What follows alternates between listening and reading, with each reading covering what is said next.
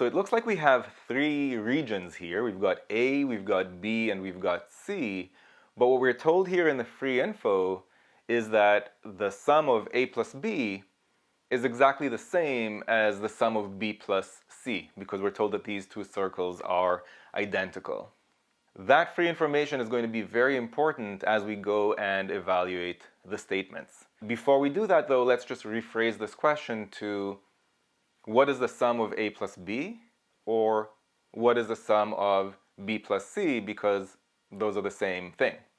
Now statement 1 gives us the sum of A and B plus also the sum of B and C. It's maybe not that easy to see that, but A plus 2B plus C really is just adding A plus B with B plus C. So we've got the sum of these two identical circles here is 24. One of them then would be half of 24, or 12. So statement 1 is sufficient on its own, and we should eliminate the answer choices that claim that it's not. So B, C, and E are gone, and we're down to just two answer choices, A or D.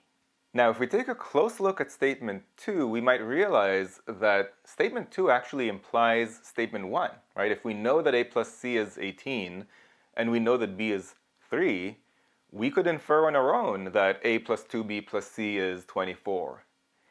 So if statement 2 implies statement 1, in general, we could eliminate answer choices A and C. And I go into the logic behind that rule in the second section of my book, which you can actually read for free on quantreasoning.com.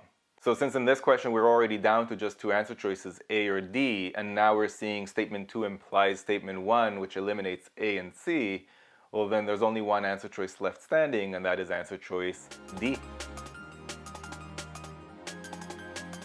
If you found this video useful, go to quantreasoning.com for a lot more where that came from.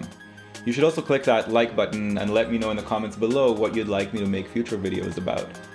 And of course, if you haven't yet subscribed, go ahead and do that and click that bell below so you get notified about future videos. See you next time.